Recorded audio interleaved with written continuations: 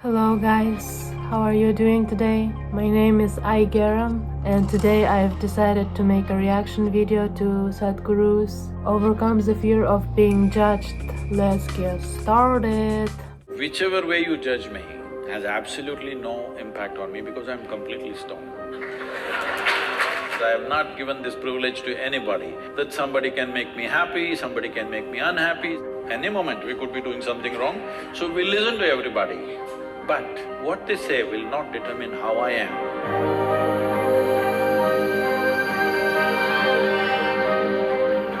So Sadhguru, sometime back I happened to be in a situation where a friend of mine was drunk.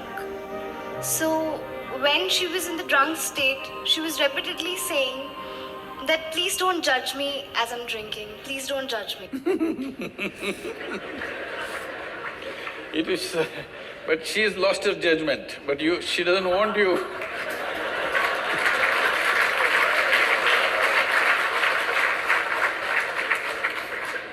So my question is, whether it is alcohol or not, in life, why are we so apprehensive about being judged by others? And how can we not let this come on our way of being happy?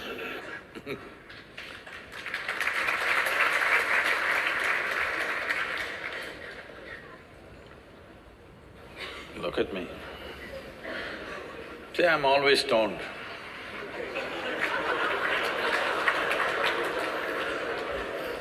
Never touched a substance, but always stoned. You can judge me whichever way you want.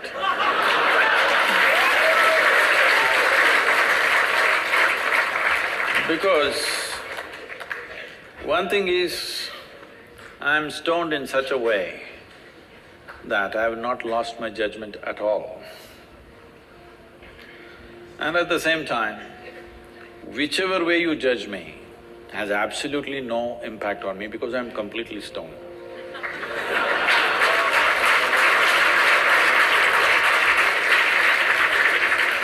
Having said that, why this consumption of alcohol and drugs is growing the way it's growing in the world is, this is because the heavens have been collapsing.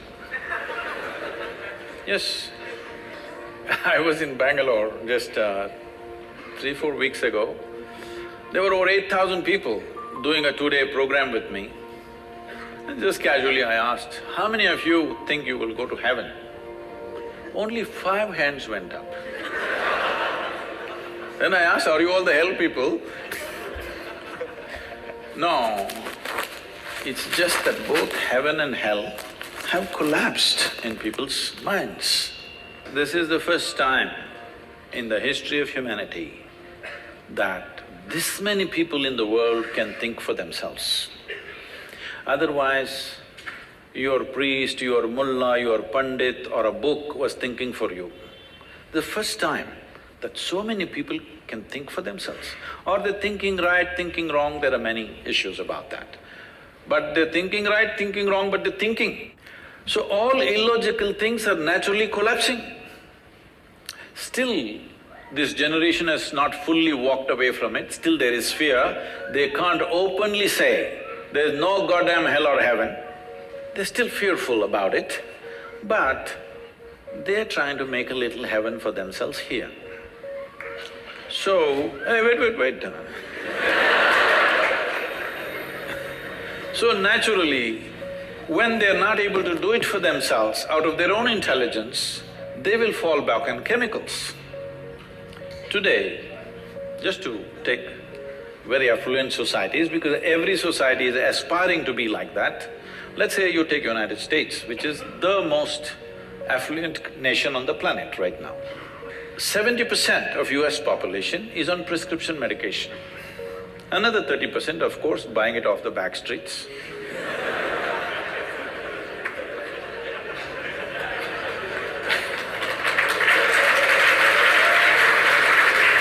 Most affluent nation, obviously affluence is not working. To be healthful, you need chemicals.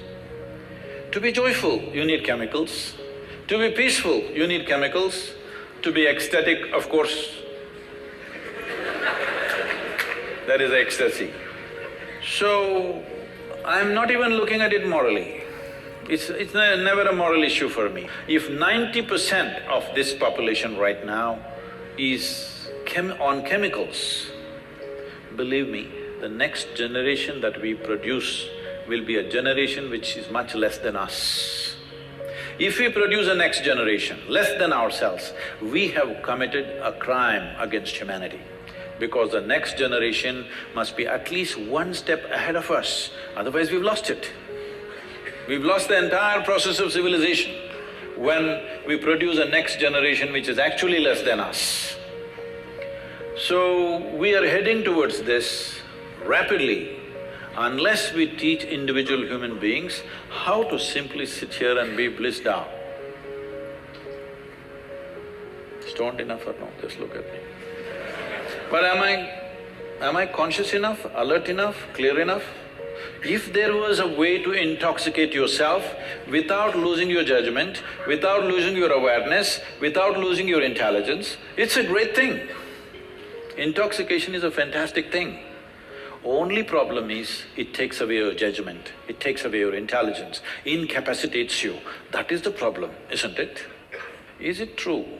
Ask anybody, you're not in the medical sciences, but ask anybody, is it true that this body here is the greatest chemical factory in the universe right now? The universe that we know at least? Only problem is you're a lousy manager.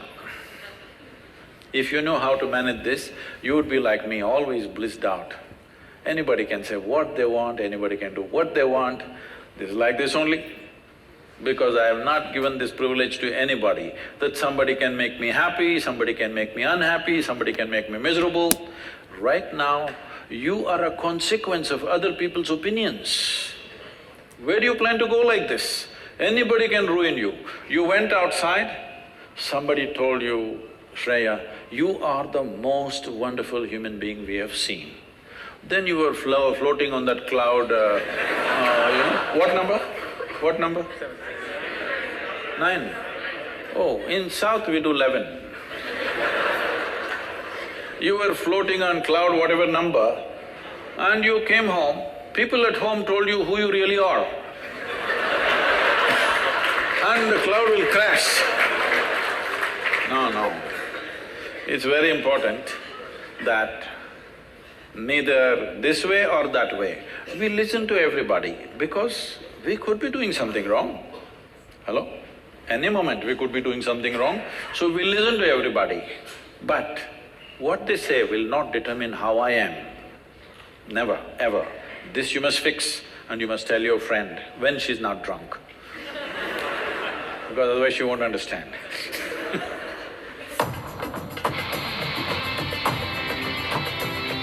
Yep, we really need more education about our emotions and thoughts, how they work. Because from childhood, people tell us, oh, you're so sweet, or you're doing something wrong, and it affects us deeply, and we believe other people's words about ourselves since childhood. And then, when we believe what people say about us, that becomes our personality. And since childhood, if I did something well, if I studied well, everyone praised me, and if I just watched a cartoon all day, my family members nagged at me, like, no, that's not good. You shouldn't be laying in bed all day like this. You should be doing something, studying. And I felt bad for just resting. And I think it really distorts our perception on what is good and what is not good.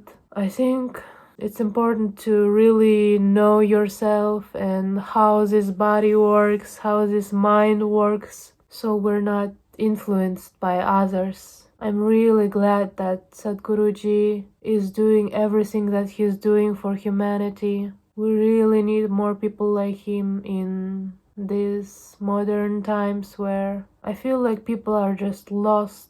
I don't think a lot of people really know what they're doing, and we depend on each other's opinions and get affected by it, and we act out of fear of being rejected, being left alone. We want to be accepted and loved. Yeah, this is really educational. Okay guys, see you next time. Bye bye.